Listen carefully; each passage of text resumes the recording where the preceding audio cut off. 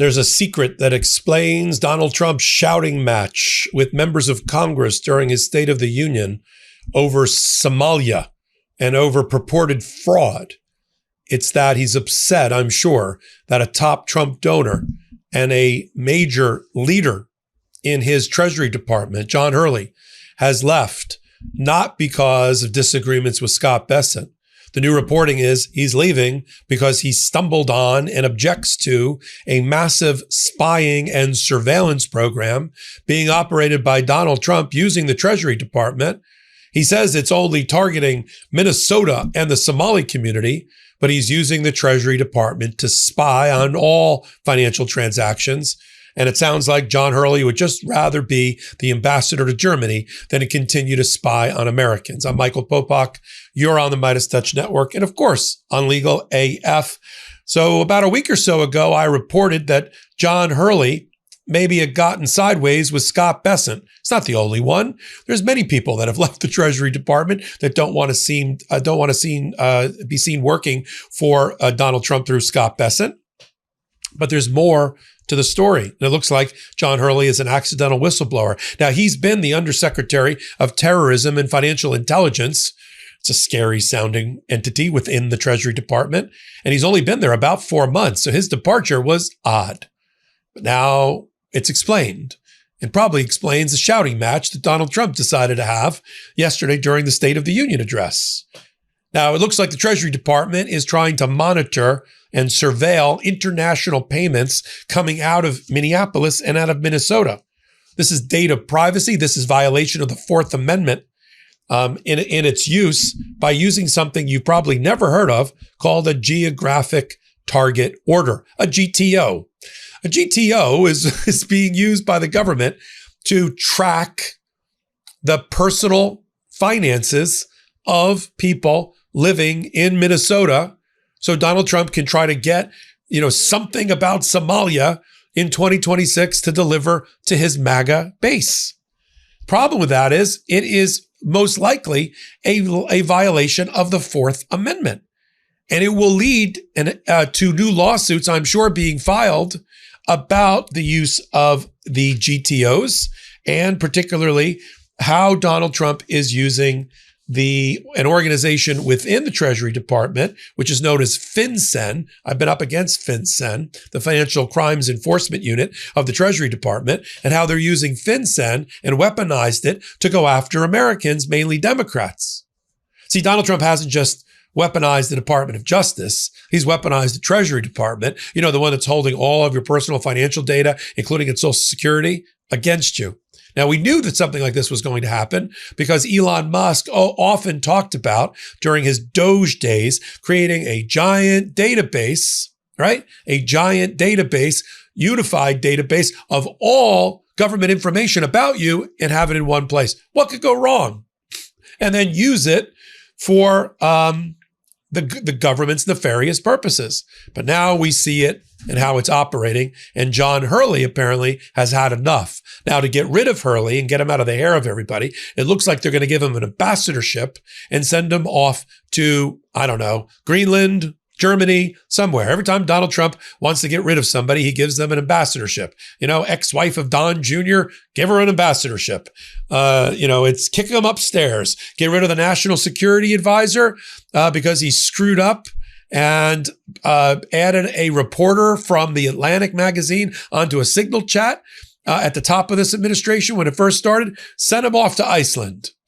It's just ridiculous. But the big picture here is Donald Trump is spying on America, and he's using his Treasury Department to do it. And I also thought it was odd that Donald Trump decided to waste his time, even though it rambled for 2 hours, this shambolic State of the Union address, to go after the representative from Minnesota and to talk about Somalia, and then try to argue that, people should stand up and celebrate him going after Somali fraudsters. Let's play the clip. The Somali pirates who ransacked Minnesota remind us that there are large parts of the world where bribery, corruption, and lawlessness are the norm, not the exception. Importing these cultures through unrestricted immigration and open borders brings those problems right here to the USA. And it is the American people who pay the price in higher medical bills, car insurance rates, rent, taxes, and perhaps most importantly, crime.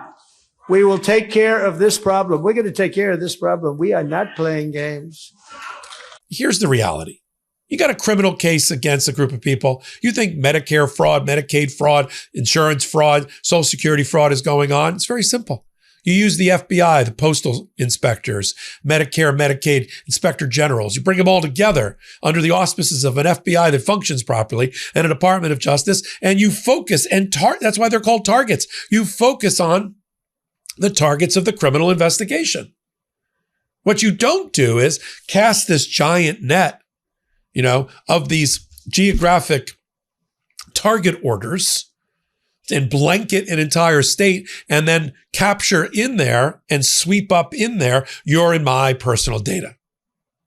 And I think it just was a bridge too far for even a MAGA donor like John Hurley. He's like, I'm out. Now, of course, when they reached him for comment, he said, oh no, I fully support everything that Trump does about the Somali fraud. That's not the point, John.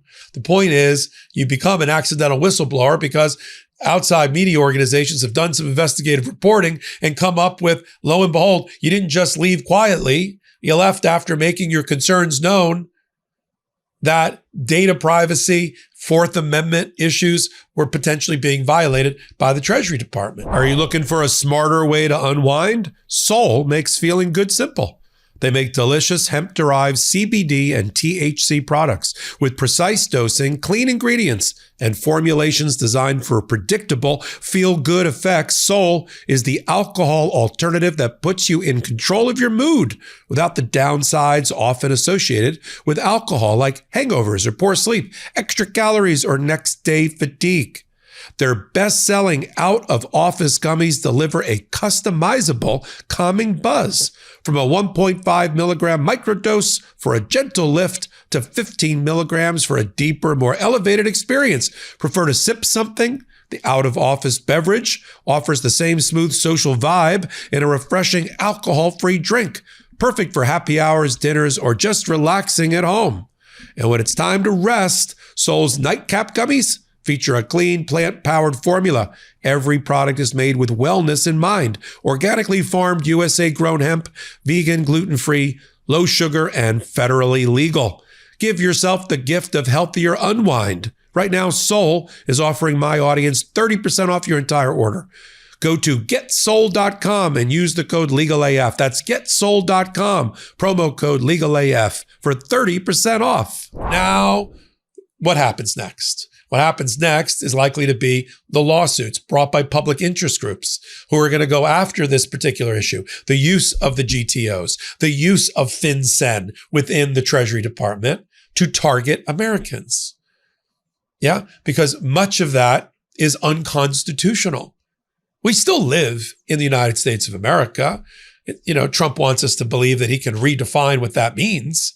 But at the end, we do have a constitution. We do have case law around this. And we do have a Supreme Court that we may not agree with a lot of what they do, but they are consistently protective of people's privacy rights and under the Fourth Amendment. That's why there's so many lawsuits over the use of GTOs, over FinCEN's powers. And now that we've got this new reporting about John Hurley, I am sure we'll have a cascade of new lawsuits. This will eventually end up on the doorstep of the United States Supreme Court. Not today, may not even be a 2026 event, may be an event that ends up in 2027, but it will happen. And what we need to do now is expose it. Whistleblowers are so important, whether they want to be whistleblowers or not. For example, they have blown the whistle, like we just saw in the last couple of days, about ICE training, that ICE is being trained in their academy to violate the Constitution. We know that because of a whistleblower. We know about the ICE memo, which says that the ICE should break down doors in violation of the Fourth Amendment without a proper federal judge order. We know that from a whistleblower. We know the whistleblowers at the Department of Justice that came forward and talked about the illicit unconstitutional immigration policy and violation of federal court orders. So we have seen over the last year that there are whistleblowers inside the House, some of them unintentional. Some of them didn't mean to be whistleblowers when they woke up that morning, but by the time they resigned and people followed the story, they became whistleblowers. And it's that focus on insiders coming forward and surfacing memos that had been hidden and surfacing policies that were naked, that we couldn't see with the naked eye, that is going to help us reclaim our democracy and our justice system. We need more whistleblowers to come forward. So I want to continue to report on all of that here on the MeidasTouch Network and on Legal AF. Thank you for all the support you do for Legal AF on YouTube. Now would be the great opportunity. If you like our videos, you like my content, it's easy. Come over to Legal AF, the YouTube channel, hit the free subscribe button, and come over to Legal AF Substack and do the exact same thing. So until my next report, this is Michael.